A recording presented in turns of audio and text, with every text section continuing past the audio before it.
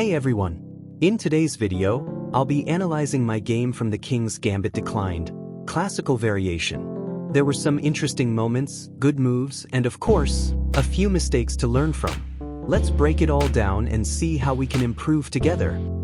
Quick challenge. Can you guess how this one ends? Stick around and see if you're right.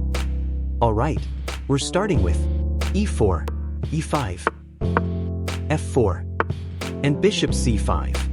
This is where the game enters the King's Gambit Declined, classical variation. I develop my knight to f3, aiming to attack the e5 pawn. Black defends with d6, solidifying their center and opening the diagonal for bishop. I continue my development with knight to c3, looking to reinforce my center. Black responds by developing their knight to f6, preparing to castle and keeping the tension in the middle. It's still a balanced game at this point. I play d3, adding more support to my pawn on e4. But then black brings out their bishop to g4, pinning my knight to the queen. This is something I need to address soon. Here, I decide to push my knight to a4, threatening black's bishop on b6. My plan is to get rid of that active bishop, which is eyeing my weak squares. Black retreats the bishop back to b6, keeping it safe but losing a bit of its central influence. I trade my knight for their bishop, weakening their pawn structure. Now black has doubled pawns on the b file, which could become a target later on. It's a small strategic gain for me. I push f5, trying to open up the kingside and blocking black's bishop diagonal. Black decides to exchange their bishop for my knight, which isn't the worst trade for me. However, my pawns are a little scattered now, so I'll have to be careful. I recapture with the queen, centralizing it and putting more pressure on the board. Black develops their knight to c6, possibly challenging my center. I decide to play c3, which solidifies my control over the d4 square and gives my queen some nice escape routes. Meanwhile, black castles to ensure their king's safety, and it feels like we're both gearing up for an exciting middle game battle. Here, I go for h4, trying to push my attack on the kingside. I'm feeling confident, but black responds with knight to d7, rerouting their knight and preparing to counterattack. It's a subtle move, but one that I underestimated. I continue pushing with h5, trying to crack open the kingside. Black brings their queen to f6, eyeing my pawn on f5 and adding more defense. At this point, I should have considered slowing down and consolidating my position, but I was eager to attack.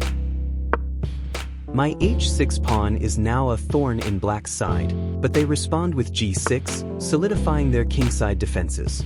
This is where I should have realized that the attack wasn't going anywhere and maybe switched plans, but I kept pushing. I capture on g6, opening the file. But black immediately recaptures with the queen, and now my kingside initiative is completely gone. In hindsight, this was where things started slipping away from me. I bring my rook to h3, trying to maintain pressure on the kingside. But black responds calmly with king to h8, keeping everything solid. It's becoming clear that my attack is fizzling out. I bring my rook to g3, attacking queen on g6. But black place their queen on f6, defending everything nicely. At this point, I'm starting to feel like I'm running out of ideas.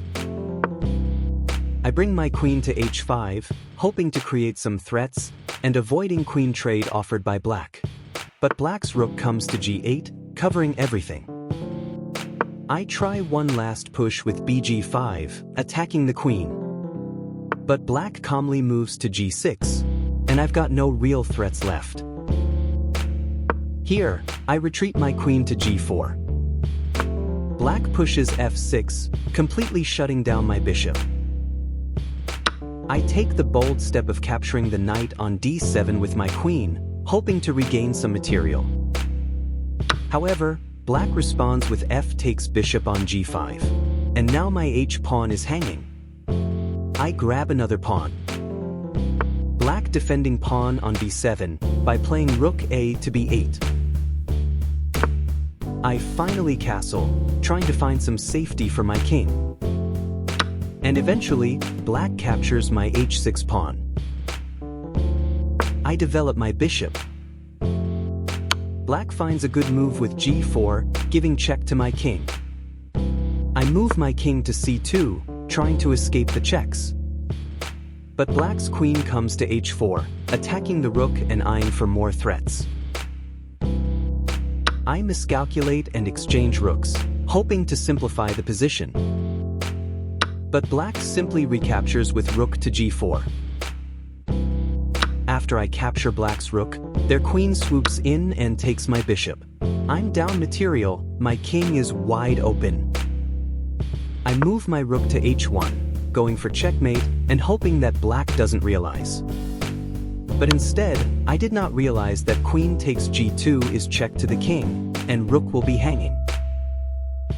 I try to hide my king on b3, but black captures my rook on h1, and now I'm completely lost. In a final attempt, I push d4, but black captures my e4 pawn, and that's it. I'm out of options. Fortunately, I had to resign here. Looking back, my attack on the king side was too rushed, and I didn't coordinate my pieces well enough to maintain pressure. But hey, every loss is a lesson, and I'm definitely learning from this one. Were you right about the finish? Comment your thoughts. Thanks for watching, everyone. If you enjoyed the game or learned something new, don't forget to hit that like button and share your thoughts in the comments. And, of course, if you're new here, subscribe for more chess content coming your way soon. See you in the next one.